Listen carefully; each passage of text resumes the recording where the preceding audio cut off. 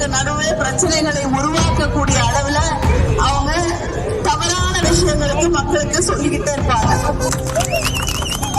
மக்களுக்கான எத்தனையோ திட்டங்களை நமக்காக கொண்டு வந்து தந்திருக்கக்கூடிய முதலமைச்சர் அண்ணன் தளபதி அவர்கள்.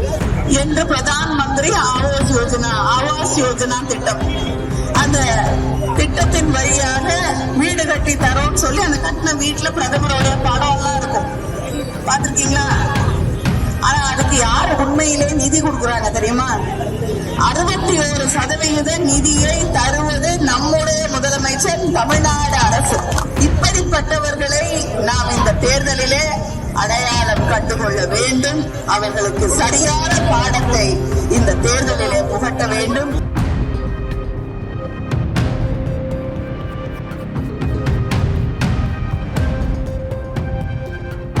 பிஜேபியும் எடப்பாடி பழனிசாமியும் அதிமுகவும் கூட்டணி மறுபடியும் வைத்திருக்கிறார்கள். எப்ப வெட்டுவாங்கன்னு தெரியாது. ஆனா இன்னைக்கு மறுபடியும் அவர்கள் கூட்டணி வைத்துக் கொண்டிருக்கிறார்கள்.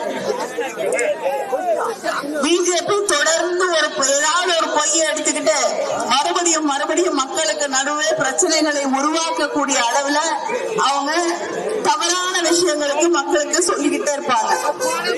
அப்படி அதே பாணியில இன்னைக்கு எடப்பாடி என்ன சொல்ல ஆரம்பிச்சிருக்காருன்னா, அம்மா உணவகத்தை நம்முடைய முதலமைச்சர் அவர்கள் மூடிவிட்டார். நிறைய இடத்துல மூடி இருக்காங்க அப்படின்னு சொல்லியிருக்காரு. ஆனா உண்மை என்னன்னா, 2018 அவங்க ஆட்சி இருந்த பொழுதுதான், எடப்பாடி பழனிசாமியோட அதிமுக ஆட்சி இருந்த பொழுதுதான் சில உணவகங்கள் மூடப்பட்டது. அப்பொழுது நிதித்துறை செயலாளராக இருந்த சண்முகம் அவர்கள் பத்திரிகையாளர் சந்திப்புல அவரை கேள்வி கேட்டாங்க, ஏன் அம்மா உணவகங்கள் மூடப்படுகிறதுன்னு. எங்களால நடத்த முடியல, நஷ்டம் வருகிறது, அதனால மூடணும் அப்படின்னு அதிமுக ஆட்சியில அவர்களுடைய செயலாளர் சொல்லி இருக்கிறார். ஆனால் நம்முடைய ஆட்சி வந்த பிறகு நம்முடைய முதலமைச்சர் அண்ணன் தளபதி அவர்கள் பேரை கூட மாத்தக்கூடாதுன்னு சொன்னாங்க.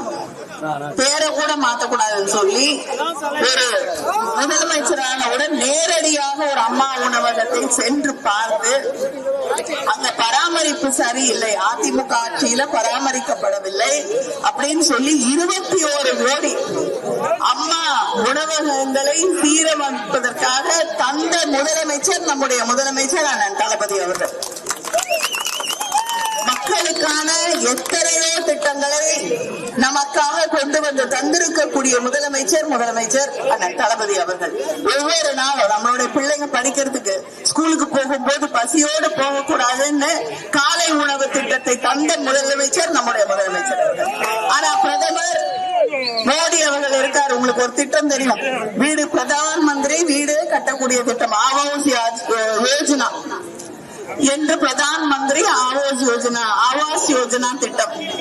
அந்த திட்டத்தின் வழியாக வீடு கட்டி தரோம்னு சொல்லி அந்த கட்டின வீட்டுல பிரதமருடைய படம் எல்லாம் இருக்கும், பாத்திருக்கீங்களா?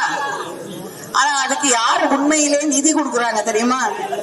61% நிதியை தருவது நம்முடைய முதலமைச்சர், தமிழ்நாடு அரசு.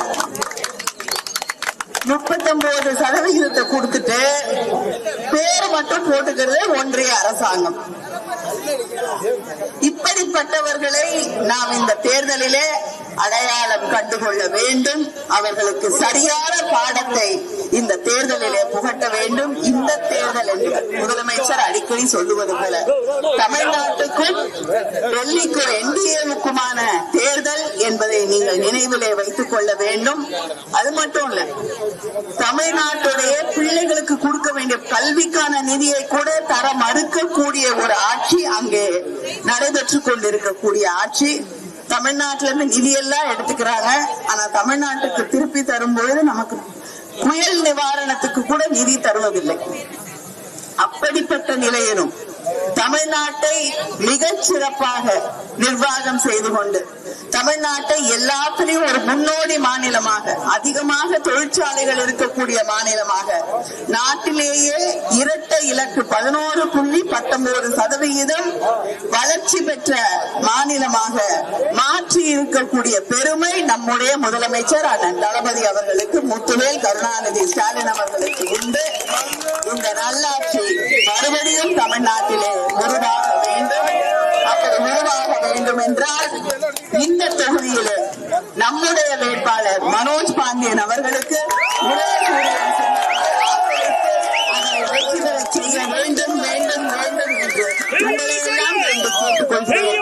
பரவாதீர்கள். உங்கள் சின்னம், உங்கள் வேட்பாளர், உங்களுடைய முதலமைச்சர். நன்றி, வணக்கம்.